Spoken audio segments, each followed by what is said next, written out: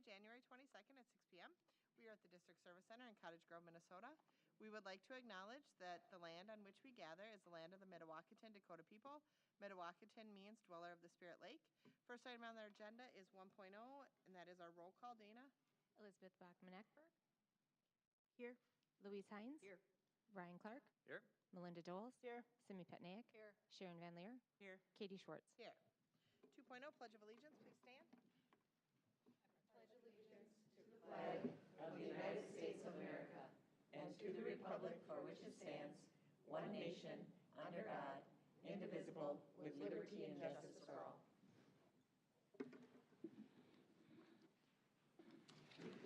Three is approval of our agenda. Can I get a motion to approve? So moved. Motion by an amended agenda adding 8.4 tentative agreement with office professionals. So moved. Second. Ryan and Simi? Yes. Okay, any comments? All those in favor? Aye. Any opposed? Motion passes. 4.0 is student highlights, and that is an athletic activities update, and that will be introduced. Good evening, School Board Chair Schwartz, School Board members, and Superintendent Nielsen. Tonight, we're pleased to be here to highlight student accomplishments and activities in athletics at Eastridge High School. Sarah Palatichuk is here with me, Activities Director from Eastridge, to share those. She's here to share some highlights from 2 programs that got recognized at state. Thank you. Thank you for this opportunity to share some really exciting accomplishments from this past fall at Eastridge. As the activities department at all 3 schools, a ways back, we said if we have any highlights of 3rd place or higher at a state tournament, we would like to celebrate and recognize those students. So at this time we do, and I have the privilege of introducing a student athlete from Eastridge High School that has exemplified what it means to be a champion. Logan Hoverman is a junior at Eastridge, and she's on our swimming team. Logan is a 2-time state champion in 2 events for swimming. So she, in the fall of 2024, and then just this past fall of 25, she placed first in the 200 individual medley and the 100 breaststroke. So the 200 medley is all 4 strokes, right? All 4 strokes. What order is it, Logan? Fly, back, breast, and then freestyle. Okay, so that. And not only did she place first in that, last year she broke the state record. So she is the record holder in that. And if I have it accurate, it was 2 minutes, 0.00.06 seconds. She's in the record book still holding that. I wasn't sure if she's going to break her own record again this year, but came kind of close with that accomplishment. Logan's success is the result of her resilient and hard work, true grit.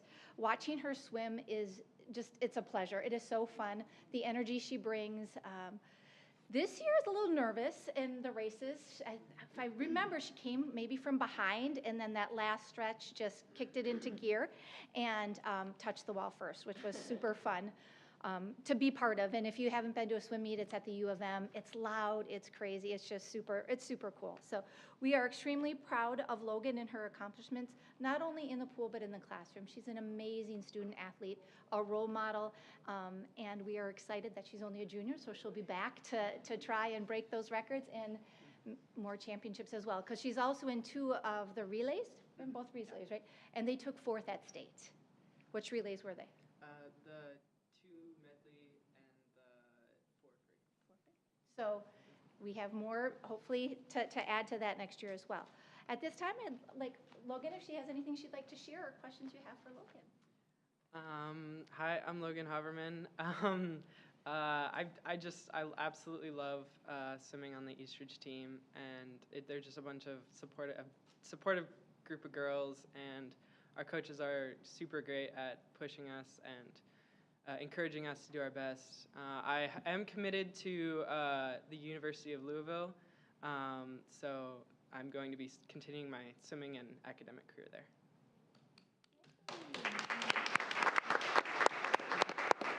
We are so proud, and Coach Jay Gillard would be here tonight, but our boys have a meet this evening, so that's where he is at. Our second program is our District Thunderbolts, our adaptive program, whose That program is always extremely successful. This past fall for soccer, they placed second in the state tournament. Exciting quarterfinal game. They beat the South Suburban 7-6. And then the semifinal game, they won 7-2. And then the champion match was against Dakota United, who was the champs from last year. And they came short. The score was 5-1. Again, if you haven't had an opportunity to watch our Thunderbolts, they are just a joy. They love coming to their practices, their games, and to excel in that. Because of their success, we had 3 players that made the all-tournament team. Jordan Endy, Caleb Toby, and Logan Curtis were all part of that state tournament team. When we have teams that compete, they created like an all-star tournament team. They're currently in their winter season of floor hockey, and they have a 6-1 record right now, so it looks very promising for them. And our last, just a quick shout out, is just this past weekend was the debate state tournament, so just fresh. Such an amazing event as well, and we had a team in public forum that placed their state champions in debate public forum. Ayasha Singh and Jason Zhang were our state champions. So hopefully they'll come after their next seasons and be able to be recognized for that. I appreciate your time and thank you for letting us celebrate our students. Thank you. Okay, 5.0 is comments to the board. We do not have any this evening, so we will move on to 6.0, and that is our consent items. All consent items are considered routine and non-controversial by the school board and will be approved by a single motion. There will be no separate discussion of these items. Prior to this meeting, board members have had the opportunity to review each of these items and may have requested for an item to be moved to an action item for individual consideration. That did not happen this evening, so can I get a motion to approve? So moved. Second. Moved by Sharon, seconded by Louise. All those in favor? Aye. Any opposed? Motion passes. Now we move on to 7.0, and that is our information items. We do have one this evening, and that is 7.1, construction update, and that will be presented by Tyrone Brookins, Assistant Superintendent. All right. Good evening, Chair Schwartz, school board members, Superintendent Nielsen. This evening, you will receive what we call a winter construction update on 7 of the projects that are underway.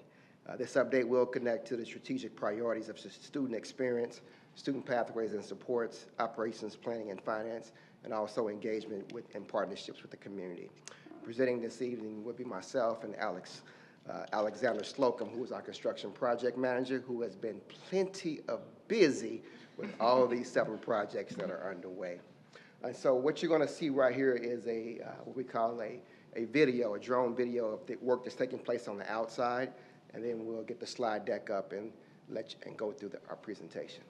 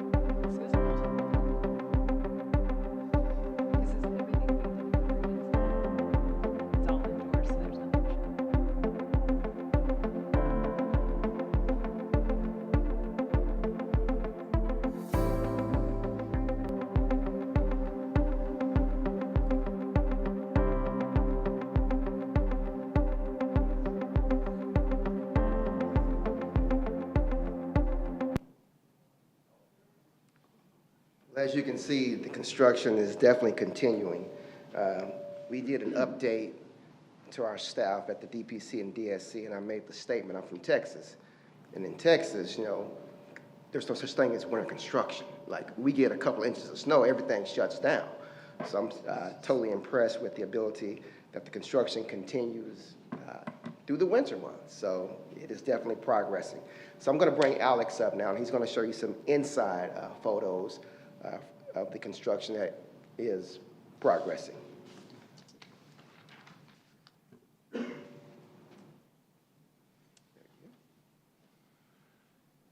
Good evening, everyone. Just a quick reminder of Park High School's scope of work. Renovation to consolidate student services spaces for added visitor security, relocation of the main office and support services to consolidated locations, construction of new cafeteria and kitchen, renovation of the CTE, STEM, and robotics spaces, construction of an additional CTE space. In the new addition, all interior concrete slabs have been poured. The roofing is almost complete. The kitchen area, we're framing in everything for the new freezer cooler area, and then the kitchen itself. And the loading dock is open for deliveries. Our interior renovations, our new admin area is 90% complete. We're finishing up some punch items in there. Our online learning area is open for extra cafeteria seating. Our Area G offices have been completed. Our Area H spaces that are off of the front atrium are completed. And our new windows in the admin area, which have been a big hit, are finally installed. So we're very excited for that. Here you have the slab being poured in the cafeteria storm shelter addition. And there are the new and exciting windows at the front entrance. The scope of work at Woodbury High School: construction of new cafeteria and kitchen, renovation of the CTE, STEM, and robotics space, construction of additional CTE space, realignment of the parking lot to increase pedestrian safety and traffic, construction of the new secure entry and student services wing, and the renovation of the media center. To date, in the new addition, the exterior walls are up, the roof deck is completed. We're really close to being ready for the interior slab. Area A, our steel joist and deck have been completed. The roof prep has started. We're fighting the weather here these next couple days, but we'll get going back on that next week. New walls on the south side of the addition are still in process. As far as our interior renovations, we moved the dean's office over winter break so we can get some technology work going. And then we'll start our major interior renovations in the summer. Here we have the new cafeteria and storm shelter. So that currently, since that photo, we have that graded and the vapor barriers down, ready for the concrete next week. And then the view of those great windows at the front end there. The scope of work at Eastridge: construction of a previously planned addition, increasing capacity to 2,300 students, the cafeteria expansion, and construction of additional CTE, STEM robotics classrooms. Work completed so far. The Area T, which is our CTE addition off the back of the school, our backfilling is completed, and our precast panels are up. Area Q, which is the storm shelter and furthest away from the building, the exterior walls and the roof are complete, and our slab pours are about 70% complete, 75%, sorry.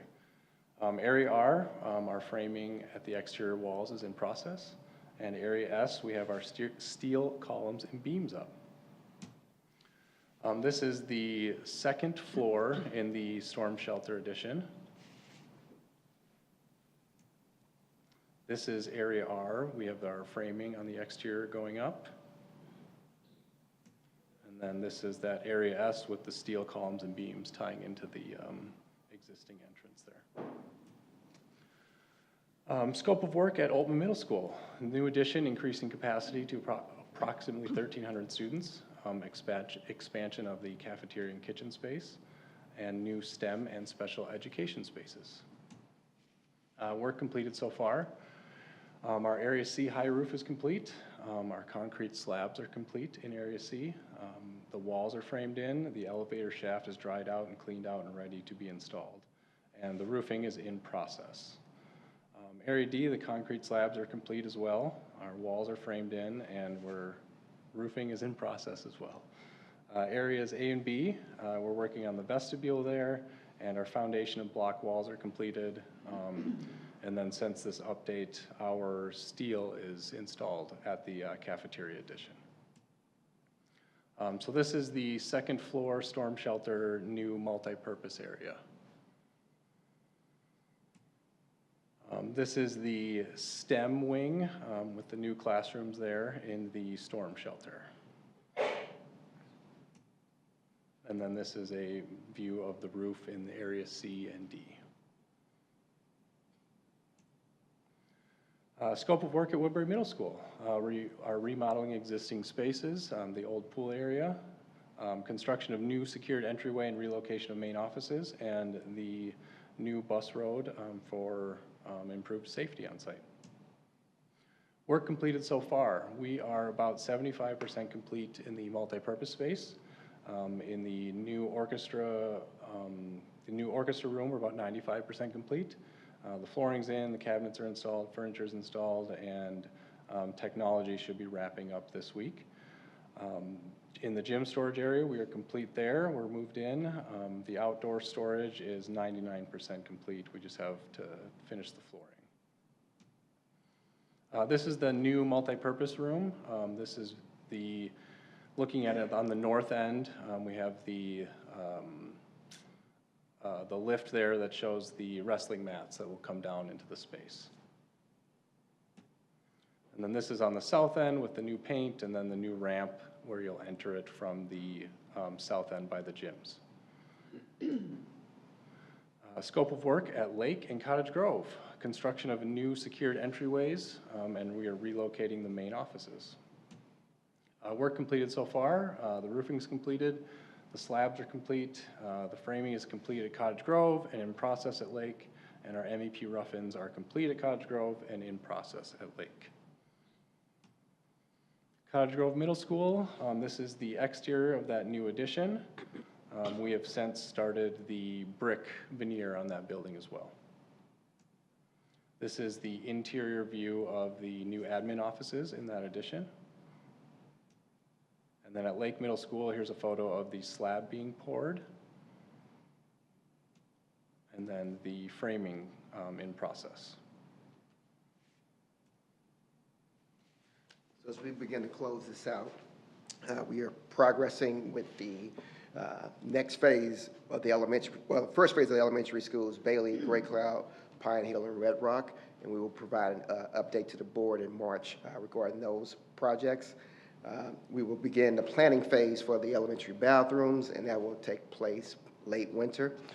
And then all projects will be completed by fall of 2027, with East Ridge and all the middle schools completing by this fall of 2026. So if you visit those sites in August, you'll see, I would say 95% of completed projects. We always got to go through those punch lists. And so all updates and information can be viewed at the website, sowashco.org/construction. And with that, we will open up for any questions. Does anyone have any questions? I had a couple questions. Thank you for this, Alex. For Woodbury and Park, because they are not going to be completed, they're not going to be fully completed for this fall. Mm-hmm. What parts of those buildings are going to be available for student use, like versus what is still to be done? So, excuse me, so the cafeteria, those new additions for both schools, we're targeting those kind of midsummer, moving into those, getting furniture and everything, technology. So the cafeteria for next year, the new kitchen, the stuff that will kind of lag behind at Woodbury High School, a lot of the interior renovation classroom work, we kind of have it parted out in two sections. So Woodbury High School will finish up the locker rooms this summer, the media center, some other on that second floor in that area. The new admin will be open at Woodbury High School. And then as far as Park goes, We're going to work on the art wing, so the ceramics and all that stuff will be done this summer. And then we're working on small engines this summer, so that will be ready. And then like carpentry and some of those other ones will lag a little bit behind that. So with the amount of work that needs to still be completed next school year, how disruptive or how much student impact is that? Because like I know for example, for the cafeteria at Woodbury, I mean, kids aren't there anyway, right? Yep. So it doesn't really impact, whatever is going on construction-wise doesn't impact the students. What will happen next year as we're starting to do some of those renovations, and what kind of, and maybe Tyrone or somebody can speak to the kind of planning we're doing around that to help students, navigate maybe a more narrow hallway or something like that? Yeah, so the larger phasing or the summer slams for Woodbury High School and Park will be done in the fall.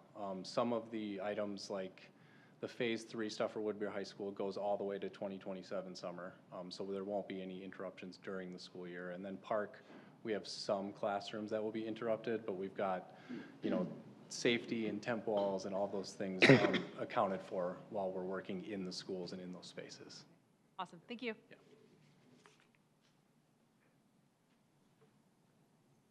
Any other questions? Okay, thank you.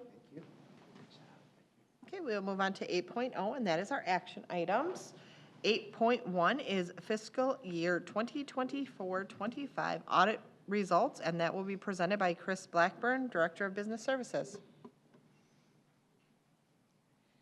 Good evening, Chair Schwartz, members of the board, Superintendent Nielsen. Tonight I'm here seeking acceptance of the fiscal year 2024-25 audited financial statements. Information related to the annual audit of the district's financial statements was presented by Aaron Nielsen of LB Carlson at the January 8th workshop meeting. The district again received an unmodified or clean opinion, and full sets of financial statements are available. Not only were they in packets, but they were also available under the finance section of the website. And the district has again applied for the Certificate of Excellence in Financial Reporting given by the Association of School Business Officials International, or ASBO. And the district received the award for the 19th consecutive year last year for 23-24 audit. So at this time, administration recommends acceptance of the fiscal year 2024-25 annual comprehensive financial report, special purpose audit reports, and management report. Can I get a motion to approve? So moved. Second. Moved by Simi, seconded by Louise. Melinda. No? Melinda. Melinda, sorry. I should look up. Any comments? I did have one comment. One, I really appreciate when Aaron is able to come in and talk to us and answer all of our questions. And I know that some of us are geekier about the audit than others, but I really do appreciate it. And I appreciate how well you and the rest of the finance team have done to generate a clean audit for yet another year. I mean, I think it's just really a testament to the work that you all do. One question I do have is that you mentioned that you've applied for the for that ASBO award for this coming year. When would you find out? So typically we find out this spring. So Okay. sometimes, so they have reviewers that review. So sometimes it's on their cycle. So sometimes we found out as early as kind of April. Sometimes it's not been until June or July even. So Okay. typically May. That was 100% my own personal curiosity. Yeah. Thank you. I wish I could give you exact deadline. Thank you. Any other questions? Okay. All those in favor? Aye. Opposed? Motion passes. Thank you, Chris. Thank you. Okay, 8.2 is our proposed policy changes, and that will be presented by Julie Nielsen, Superintendent. Good evening. The 6 policies coming forward this evening were reviewed by board members last meeting, and so tonight I am asking for approval on policies 104, School District Mission Statement, 716, Employee Recognition, 718, District Credit Card Program, and 719 and 721 to be deleted, and 730 to include updates in Section 3 on the post-issuance of debt compliance. Okay, can I get a motion to approve? Second. Moved by Sharon, seconded by Louise. This time I got it right. Any comments? All those in favor? Aye. Any opposed? Motion passes. Okay, we will move on to 8.3, and that is our amending resolution relating to general obligation school building and facilities maintenance bonds, Series 2026A, and that will be presented by Chris Blackburn, Director of Business Services. Good evening again. So tonight, I am here to present the resolution amending and restating the resolution relating to general obligation school building and facilities maintenance bonds 2026A series to add a refunding component. So South Washington County Schools Board at its July 17th, 2025 meeting approved a resolution authorizing the sale of Series 2026A general obligation school building and facility maintenance bonds for $131,820,000. That, you'll note, is the, it's twofold. It's the second issuance of our authority that was approved for the building construction that you just received an update on this evening. And then the second part is our semi or biannual long-term facility maintenance bonding, which is for our deferred maintenance projects in our schools. With the recent decline in interest rates for municipal bonds, however, the school district's financial advisor recommends refunding 2 of the district's outstanding bonds, Series 2016A general obligation building bonds, which I'll note was the Altman bond, so it seems like it was not quite that long ago. And the second bond is the Series 2016A general obligation facilities maintenance bonds. Refunding these bonds will result in a net reduction to future property tax levies of approximately $4.2 million.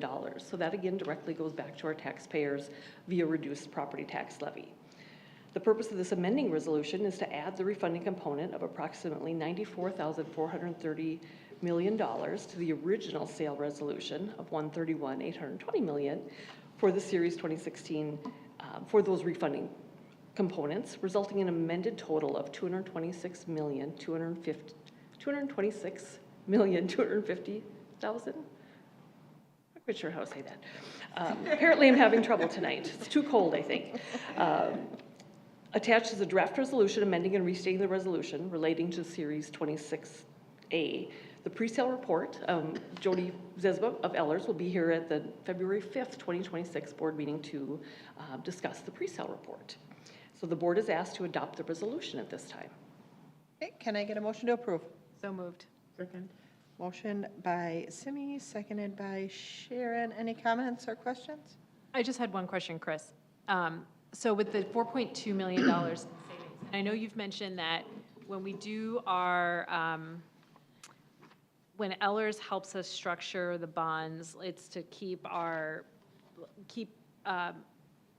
property taxpayers Flat, kind of. flat, right? So thank you for being able to interpret my, my hand motions.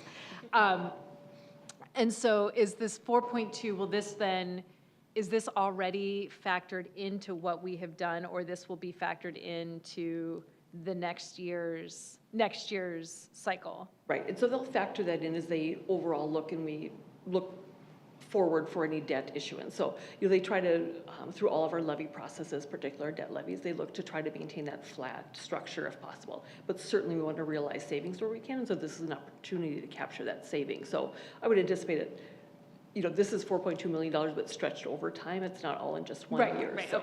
okay. And then the other question I had was, for the bonds that we are reissuing, the 2016 Altman and Nuevas Fronteras, I'm assuming was part of that as well? No, just Altman? Oh, great. So for the Altman, for those Altman bonds, when would those have been, those would have been due 10 years from now then? Because it's the callable portion right now, yeah. Okay, so this is just the callable portion, okay, and so then, so there's still some outstanding that is not callable? Right. Okay. No, actually, so this is the, I'm going to backtrack. We've already paid, 9 years worth on those bonds. Oh, So okay. this is the, at this point, the remainder is callable, correct. Okay, so we're paying off 10 years early, but then reissuing at a lower. Right. Lower rate. Thank you. Any All other sorts of comments or fun. questions? Okay, this is a resolution, so Dana, can I get a roll call vote, please? Elizabeth Bachman-Eckberg. Aye. Louise Hines. Yes. Ryan Clark. Yes. Melinda Doles. Yes. Simi Petniak. Yes. Sharon Van Leer. Yes. Katie Schwartz. Yes, motion passes. Thank you. Thank you. Okay, now we'll move on to 8.4, and that is our tentative agreement with office professionals, presented by Mike Mullaney, Director of Human Resources. Good evening, Chair Schwartz, school board members, and Superintendent Nielsen. I'm here tonight to present you with a tentative agreement with Office and Professional Employees International Union Local 12, which is effective July 1, 2025 through June 30th, 2027. Members of the bargaining unit approved the tentative agreement on January 15th, 2026. The economic costings of the tentative agreement include the following: an aggregate increase of 2.2% effective July 1, 2025, excluding frozen steps, an aggregate increase of 2.1% effective July 1, 2026, excluding frozen steps. Step 3 is frozen for all classes in both years. Step 1 through Step 6 for Class 8 frozen in Year 2. Effective January 1, 2026, a 9% increase of district contribution for health insurance.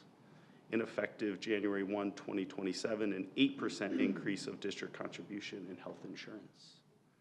Some other contract items, they include third-party billing stipend of $1,500 per contract year for licensed healthcare specialists who provide the district with third-party billing.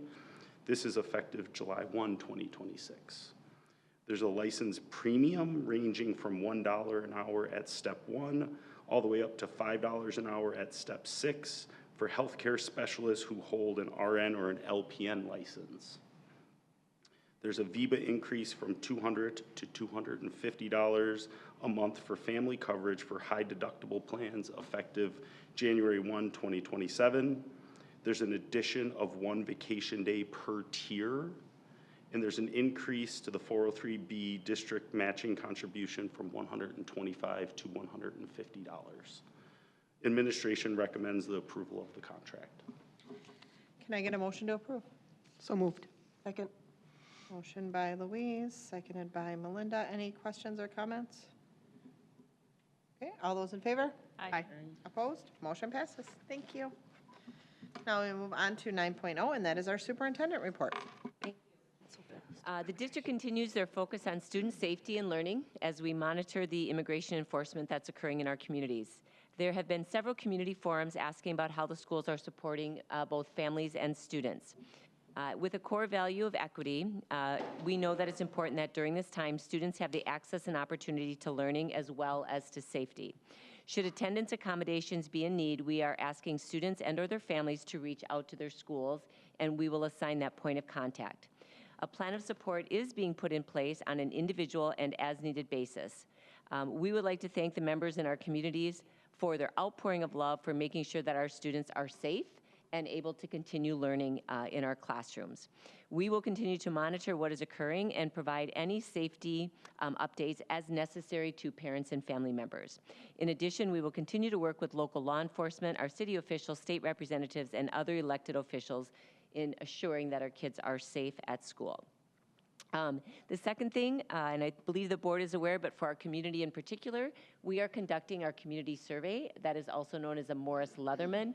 It's a kind of a tough time right now when a third-party vendor is making calls about the school district and wanting information. So please, if you hear people asking about it, our communications department did send out a message in the family update tonight, just letting them know that we are administering this community survey.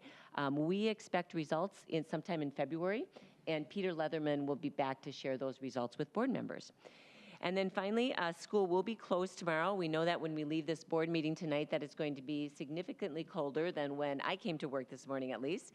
And while we know that it may be difficult to get our vehicles started and that students, I've received notes from them about getting from their cars to the school. I know that's a big deal. Really one of the biggest considerations that I'd like to be transparent about is that we are transporting over 12,000 students by school bus. And when the temperature gets as cold as it's going to be, we risk not having stop arms or other safety features that are working. And so one thank you I have is for all of our student meteorologists at our high schools and middle schools who were very active today, providing me with minute-by-minute, hour-to-hour updates and videos around the weather.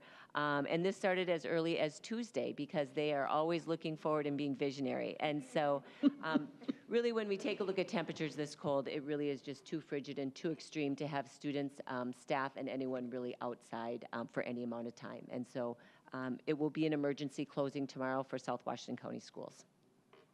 Thank you, Julie.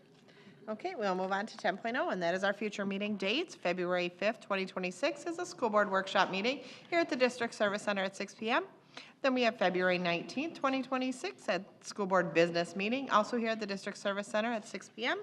And with that, 11.0, and we are adjourned.